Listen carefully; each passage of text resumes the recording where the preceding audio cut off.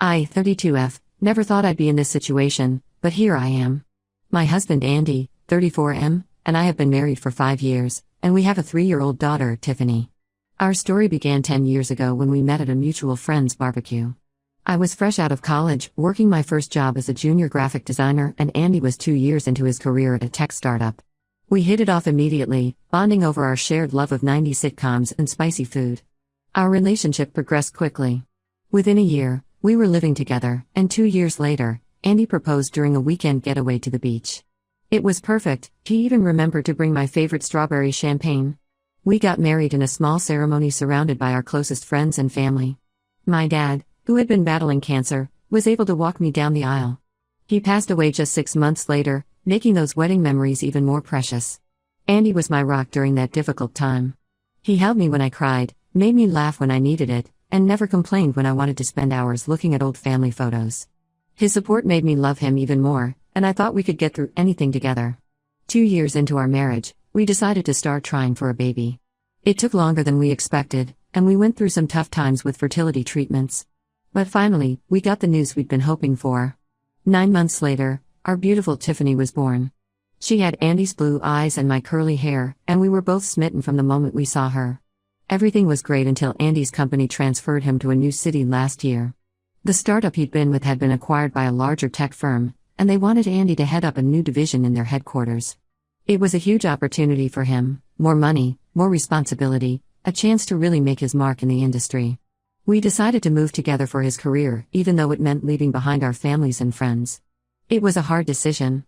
My mom was getting older, and I hated the thought of moving Tiffany away from her grandmother. Andy's parents had retired to Florida a few years earlier, so they were already at a distance. But we had a solid group of friends, people we'd known since college, couples we'd met through parenting groups. Leaving them behind was tough. But we thought it would be an adventure. A chance to start fresh in a new place, make new friends, explore a new city.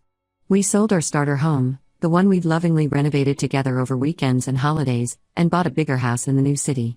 It had a yard for Tiffany to play in and an extra bedroom we talked about turning into a nursery for a future sibling for her. At first, things were okay. Andy was busy with his new job, working long hours to prove himself in his new role.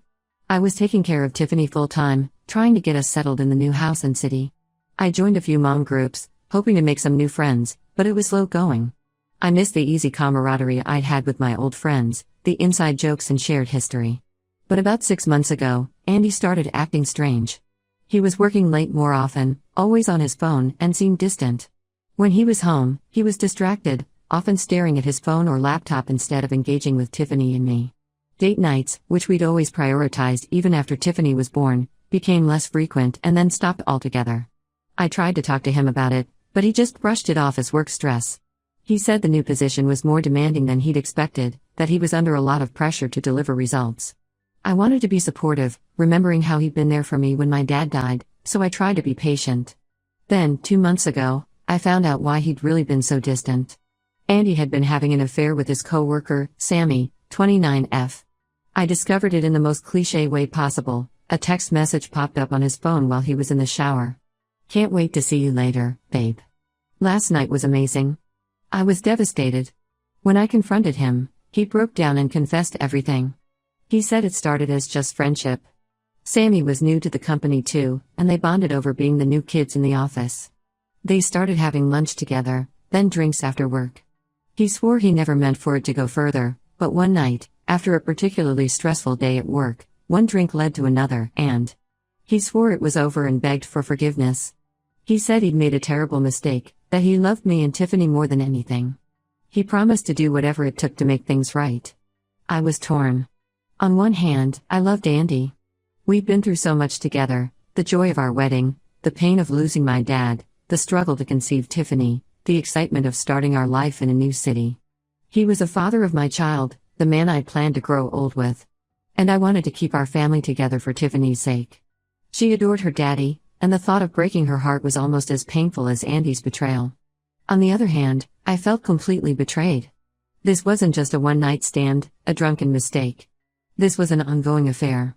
He'd been lying to me for months, coming home to me and Tiffany after being with another woman. How could I ever trust him again? After a lot of thought, I decided to give him another chance, but with conditions. He had to change jobs. I couldn't stand the thought of him working with Sammy every day. He had to go to marriage counseling with me. We clearly had issues we needed to work through. And he had to be completely transparent about his whereabouts and communications. No more passwords on his phone, no more secret late nights at the office. Andy agreed to everything. He found a new job at a different company, started counseling with me, and even gave me access to his phone and email. For a while, things seemed to be improving. We were talking more, spending time together as a family, and slowly rebuilding trust. The counseling was helping us communicate better, and I started to hope that maybe we could get through this. But last week, everything fell apart again. I was using Andy's laptop to check our joint bank account when I noticed some strange transactions. There were several large withdrawals and transfers to an account I didn't recognize. At first, I thought it might be a mistake, or maybe even fraud. But when I dug deeper, I found emails between Andy and Sammy discussing their plans to move in together. It turns out, Andy never ended the affair. He had been lying to me this whole time, pretending to work on our marriage while secretly planning to leave me for Sammy. He had been siphoning money from our joint account to set up a new life with her. All those late nights at his new job? He was with Sammy? The marriage counseling? Just a show to keep me from suspecting anything. I confronted Andy as soon as he got home. He didn't even try to deny it this time. He just said he was sorry, but he loved Sammy and wanted to be with her. He said he had been trying to find the right time to tell me, but couldn't bring himself to do it. He claimed he still cared about me and Tiffany, that he never meant to hurt us, but he couldn't deny his feelings for Sammy any longer. I'm devastated and angry. Not just because of the affair, but because of all the lies and manipulation. He let me believe we were fixing things, all while planning his exit. I feel like such a fool for trusting him again. All those hours in counseling, all the tears I shed, all the effort I put into rebuilding our relationship, it was all for nothing. Now, I'm left to pick up the pieces. I've kicked Andy out and I'm planning to file for divorce. But I'm scared about the future. I'm in a city where I have no real support system, with a young child to care for, and now I find out our finances are a mess because of Andy's deception. The money he took was meant to be Tiffany's college fund. We'd been saving since before she was born, wanting to give her the best start in life. And now a big chunk of it is gone. I don't know how to tell Tiffany that her daddy isn't coming home. She's only 3, but she's smart and perceptive. She already knows something is wrong. She keeps asking where daddy is, why he isn't coming to tuck her in at night. How do I explain to her that the father she adores has chosen another woman over us? I don't know how I'm going to manage as a single mom in a place where I have no friends or family. My mom is too old to travel easily, and all our old friends are back in our hometown. I gave up my career to move here for Andy's job, and now I'm left with a gap in my resume in an industry that's moved on without me. I'm angry at Andy for putting us in this situation, but I'm also angry at myself for not seeing through his lies. Were there signs I missed? Should I have known better than to trust him again after the first betrayal? I keep replaying every conversation, every interaction in my head, wondering if I could have done something differently. I guess I'm looking for advice on how to move forward. How do I explain this to Tiffany? How do I start rebuilding my life? Has anyone been through something similar? Any words of wisdom would be appreciated. I feel so alone and overwhelmed right now, and I could really use some support. Update 1, it's been a month since my last post, and a lot has happened. First, I want to thank everyone for their kind words and advice. Your support really helped me during those first difficult days when I felt like my world was falling apart. After kicking Andy out, I immediately contacted a lawyer. A friend from one of the mom groups I joined recommended her, saying she'd helped her through her own divorce a few years ago. The lawyer advised me to freeze our joint accounts to prevent Andy from taking more money. I'm glad I did because Andy tried to make another large withdrawal the next day. Apparently, he and Sammy had put a deposit down on an apartment together and was trying to get money for furniture. I also started gathering evidence of Andy's affair and financial deception. The lawyer said this would be crucial for the divorce proceedings and custody arrangements. It was painful going through all the emails and bank statements, seeing in black and white how long Andy had been lying to me. But it also made me even more certain that I was making the right decision. There were messages going back months, long before I first confronted him about the affair. He and Sammy had been planning their future together while he was sitting across from me in marriage counseling, promising to work on our relationship. Telling Tiffany was the hardest part. How do you explain to a 3-year-old that her daddy doesn't live with us anymore? Following the advice of a child psychologist, I explained that daddy made some bad choices and wouldn't be living with us anymore, but that both of us still love her very much. She's been having a hard time understanding, and it breaks my heart to see her ask for Andy every day. She's been having nightmares and has started wetting the bed again, things she hadn't done in over a year. The psychologist says this is normal, That she's processing her emotions the only way she knows how, but it's still hard to watch my little girl struggle like this. As for Andy, he's been trying to backpedal.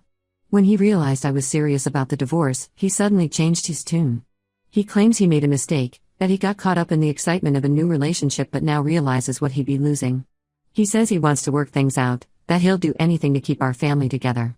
But I'm not falling for it this time. I told him all communication needs to go through our lawyers unless it's about Tiffany. Sammy, Andy's affair partner, actually reached out to me. She claims she had no idea Andy was still with me and thought we were already separated. According to her, Andy told her our marriage had been over for months and we were just trying to figure out the logistics of separating. She apologized profusely, saying she never meant to be the other woman. I'm not sure if I believe her, but it doesn't really matter at this point. The damage is done, regardless of what she did or didn't know. On a more positive note, I've started looking for a job. It's been years since I worked, having been a stay-at-home mom since Tiffany was born.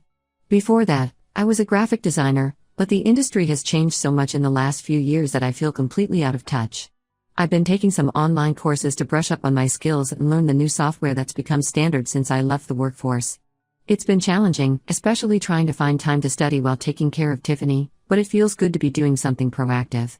I've had a few interviews, mostly for entry-level positions that I'm probably overqualified for, but I'm trying not to be too picky. I need to become financially independent, and I figure any job is a good starting point. I'm hopeful something will come through soon. In the meantime, I've picked up a few freelance design jobs through some online platforms. It's not much, but it's helping to keep us afloat and it's good for my portfolio. I've also reached out to some mom groups in the area. It's been nice to connect with other women, some of whom have been through similar situations. They've been a great source of support and practical advice. One of the moms, Lisa, has become a real friend. Her son is in the same preschool class as Tiffany, and she's been through a divorce herself. She's been an incredible help, offering to watch Tiffany when I have job interviews and just being there to listen when I need to vent. My parents offered to let Tiffany and me move back home with them. It's tempting, especially for the support, but I'm hesitant to uproot Tiffany again so soon. She's already dealing with so much change, and I worry that moving her away from her preschool and the few friends she's made here would be too much. For now, I'm trying to make it work here. But I haven't ruled out moving back home in the future, especially if I can't find a job here soon. The divorce proceedings have started, and it's going to be a long process. Andy is contesting the division of assets, claiming he shouldn't have to split everything 50-50 since he was the primary earner. He's trying to claim that the money he took from our joint account was his to begin with since he earned it. My lawyer assures me we have a strong case, especially given his infidelity and financial deception. She says that in our state, the fact that I gave up my career to support his and to raise our child will be taken into consideration. It's been a roller coaster of emotions. Some days I feel strong and determined, ready to take on the world as a single mom. Other days I can barely get out of bed, overwhelmed by grief and fear about the future. But I'm taking it one day at a time and focusing on what's best for Tiffany and me. I'm trying to establish new routines for us, to create a sense of stability in the midst of all this chaos. I've also started seeing a therapist myself. It's helping me process my feelings about Andy's betrayal and rebuild my self-esteem. I realize now that I had lost a lot of myself in our marriage, especially after we moved for Andy's job. I'm slowly rediscovering who I am outside of being Andy's wife and Tiffany's mom. Thank you again for all your support. It means more than you know to have a place to share my story and receive such kindness from strangers. I'll update again when there are significant developments. Update 2. It's been 3 months since my last update, and 6 months since I discovered Andy's betrayal. A lot has changed, and I wanted to share the developments with you all. First, the good news: I got a job. It's an entry-level position at a marketing firm, focusing on digital design. It's not exactly where I was in my career before I took time off to raise Tiffany, but it's a start. The hours are flexible, which helps with taking care of Tiffany. My new boss, Maria, has been understanding about my situation and has allowed me to work from home 2 days a week. It's been challenging juggling work and single parenthood, but it feels good to be financially independent again. The job came through a connection I made at one of the mom groups. One of the other moms, Jenna, works at the firm and put in a good word for me. It just goes to show how important networking can be, even in unexpected places. I'm grateful for the community I found here, despite the difficult circumstances that led me to it. The divorce proceedings are moving forward, albeit slowly. Andy initially tried to lowball me on the settlement, offering much less than what my lawyer says I'm entitled to. He tried to argue that since he was the primary earner, he should keep most of the assets. But my lawyer stood firm, pointing out that my role as a stay-at-home parent allowed Andy to advance his career. We're still negotiating, but it looks like I'll get a fair share of our assets, including the house. Interestingly, Andy's attempts to hide money have actually worked against him in court. The judge was not impressed when we presented evidence of the funds he'd been siphoning off to set up his new life with Sammy. It's looking like I might even be awarded a larger share of our assets as a result of his deception. Custody has been another battle. Andy is pushing for 50-50 custody, but given his history of deception and the fact that he's living with Sammy now, my lawyer thinks we have a good case for primary custody with Andy having visitation rights. We've presented evidence of Andy's inconsistent involvement in Tiffany's life over the past few months, including missed visitations and last-minute cancellations. The judge seems to be leaning in our favor, but nothing is certain yet. Tiffany is adjusting, slowly but surely. She still has moments where she cries for Andy, especially at bedtime, but she's also becoming more settled in our new routine. I've enrolled her in a play therapy program, which seems to be helping her process her emotions. Her therapist says she's making good progress, but that it will take time for her to fully adjust to the new family dynamic. I've also noticed that Tiffany has become very clingy with me. She gets upset when I leave her at preschool and often wants to sleep in my bed at night. The therapist says this is normal given the circumstances and has given me some strategies to help Tiffany feel more secure. It's hard, but I'm trying to be patient and give her the extra attention she needs right now. As for me, I'm doing better. The mom group I joined has been a lifeline. We meet up regularly for playdates and adult conversation. It's nice to have friends who understand what I'm going through. Last weekend, we had a spa day at Lisa's house while her husband watched all the kids. It was just face masks and nail polish in her living room, but it felt so good to relax and laugh with friends for a few hours. I've also started a yoga class twice a week. My mom comes over to watch Tiffany, and those few hours of self-care have made a big difference in my stress levels.